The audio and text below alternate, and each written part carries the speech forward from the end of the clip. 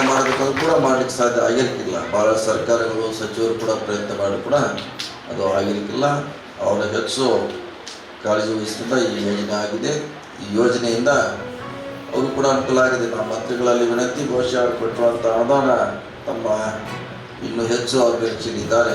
ಯಾಕಂದರೆ ಅವರು ಭಾಳ ದಿನಗಳಿದ್ದಾರೆ, ಅವರು ಅಲ್ಲಿ ಎಲ್ಲ ಬಿಟ್ಟು ಹೋಗಬೇಕಾಗಿದೆ. ಅವ್ರಿಗೆ ತಮ್ಮ ನೇತೃತ್ವದಲ್ಲಿ ಇನ್ನೂ ಹೆಚ್ಚು ಅವರಿಗೆ ಸಹಾಯ ಆಗಬೇಕನ್ನೋ ಅವ್ರ ಬೇಡಿಕೆ ಇದೆ.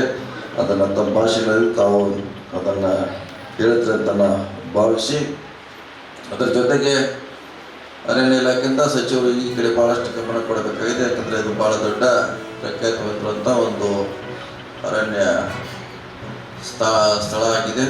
ಇಲ್ಲಿ ಇನ್ನೂ ಟೂರಿಸಮ್ಗೆ ಭಾಳಷ್ಟು ಅವಕಾಶ ಇದೆ. ಯಾವ ರೀತಿ ನಾವು ನಾಗರಹೊಳೆ, ಬಂಡೀಪುರಿಗೆ ಪ್ರಾಮುಖ್ಯತೆ ಕೊಟ್ಟಿದ್ದೀವಿ, ಅಷ್ಟೇ ಪ್ರಾಮುಖ್ಯತೆ ಕೂಡ ಇದರಲ್ಲಿ ಕೂಡ ಅಡಗಿದೆ ಅನ್ನೋ ಮಾತನ್ನು ತಮಗೆ ಹೇಳಲಿಕ್ಕೆ ಇಚ್ಛೆ ಮಾಡಿದ್ದೀನಿ. ಬರುವಂಥ ದಿನಗಳಲ್ಲಿ ಕೂಡ ಇದಕ್ಕೆ ಹೆಚ್ಚು ತಾವು ಪ್ರಾಮುಖ್ಯತೆ ಕೊಡಬೇಕು. ಇದು ಕೂಡ ರಾಷ್ಟ್ರದಲ್ಲಿ ಹೆಸರುವಾಸಿಯಾಗಿರುವಂಥ ಒಂದು ಅರಣ್ಯ ಸ್ಥಾನ ನೋಡಲಿಕ್ಕೆ ಎಲ್ಲ ರಾಜ್ಯದಿಂದ ಬರಬೇಕನ್ನೋ ಬೇಡಿಕೆ ಇದೆ. ಇದಾದ ಮೇಲೆ ತಮಗೆ ನಾವು ಇದ್ರ ಬಗ್ಗೆ ಒಂದು 10 ನಿಮಿಷದಲ್ಲಿ ಬ್ರೀಫ್ ಮಾಡ್ತೀವಿ ಅನ್ನೋ ಮಾತನ್ನು ಹೇಳುತ್ತಾ, ಈ ಕಾರ್ಯಕ್ರಮ ಯಶಸ್ವಿ ಆಗಲಿಕ್ಕೆ DC ಅವರು, ಅರಣ್ಯ ಅಧಿಕಾರಿಗಳು, ಸಾಕಷ್ಟು ಸ್ಥಳೀಯ ಮುಖಂಡರು ಕೂಡ ಪ್ರಯತ್ನ ಮಾಡಿದ್ದಾರೆ. ಅವರಿಗೆಲ್ಲರೂ ಕೂಡ ಅಭಿನಂದನೆ ಸಲ್ಲಿಸಿ, ಏನು ಕೊಡ್ತಾರೆ ಸರ್ಕಾರ ಅದಕ್ಕೆ ಹೆಚ್ಚಿನ ರೀತಿಯಲ್ಲಿ ಅವ್ರಿಗೆ ಅನುಕೂಲ ಆಗಬೇಕನ್ನೋ ನನಗೆ ನನ್ನ ವಿಚಾರಗಳು. ಇವತ್ತು ಒಟ್ಟಾರೆ 10-12 ಮನೆಗಳಿವೆ. ಅಂಥ ಒಂದು ಸಂದರ್ಭದಲ್ಲಿ ನಮ್ಮ ಊರಿಗೆ ಯಾವುದೇ ಮೂಲಭೂತ ಸೌಕರ್ಯ ಇರಲಿಲ್ಲ. ಮುಖ್ಯವಾಗಿ ಹೇಳಬೇಕಂದ್ರೆ ಶಿಕ್ಷಣ, ವಿದ್ಯುತ್ ಸಂಪರ್ಕ ಮತ್ತು ರಸ್ತೆ ಇಂತಹ ಯಾವುದೇ ಮೂಲಭೂತ ಸೌಕರ್ಯಗಳು ಇರಲಿಲ್ಲ.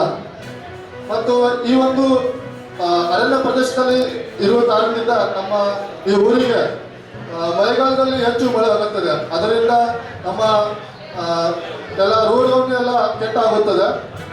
ಆ ಮಳೆಗಾಲದಲ್ಲಿ ನಿಜವಾಗಿ ಹೇಳ್ಬೇಕಂದ್ರೆ ಜೂನರಿಂದ ಸೆಪ್ಟೆಂಬರ್ವರೆಗೆ ನಮ್ಮ ಊರಲ್ಲಿ ಯಾವುದೇ ಒಂದು ವಾಹನ ಬರುವುದಿಲ್ಲ. ನಾವು ತುರ್ತಾಗಿ ಎಮರ್ಜೆನ್ಸಿ ನಾವು ಆಸ್ಪತ್ರೆಗೆ ಎಮರ್ಜೆನ್ಸಿ ಪೇಷಂಟ್ ತಗೊಂಡು ಹೋಗ್ಬೇಕಾದ್ರೆ ನಮಗೆ ತುಂಬ ಕಷ್ಟ ಆಗುತ್ತೆ. ಅದರಿಂದಲೇ ನಾವು ನಮ್ಮ ಅರಣ್ಯ ಇಲಾಖೆಯಿಂದ ಕೂಡ ನಾವು ಕೆಲವೊಮ್ಮೆ ಸಹಾಯ ಪಡ್ತಿದ್ದೇವೆ. ಅದೇ ರೀತಿ ನಾವು ನಮ್ಮ ಊರಲ್ಲಿ ಇರುವಂಥ ಜನರು ತನ್ನ ಇದ್ದಂಥ ಹೊಲವನ್ನು ಮಾಡ್ತಾರೆ. ಆ ಹೊಲದಲ್ಲಿ ಬೆಳೆದಿದ್ದ ಬೆಳೆಗಳನ್ನು ಕೂಡ ಅವರಿಗೆ ನೇರವಾಗಿ ಸಿಗೋದಿಲ್ಲ. ಯಾಕಂದರೆ ಅದು ಕಾಡು ಪ್ರಾಣಿಗಳು ಬಂದು ಎಲ್ಲ ಹಾನಿ ಮಾಡುತ್ತವೆ.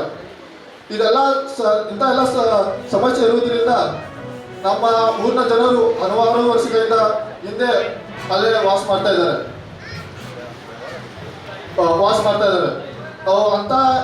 ಇಂಥ ಸಂದರ್ಭದಲ್ಲಿ ನಮ್ಮ ಬಿಂಬೇಳ ವಿಭಾಗದಲ್ಲಿ ಯಾರೂ ಉನ್ನತ ಶಿಕ್ಷಣವನ್ನು ಪಡೆದಿಲ್ಲ.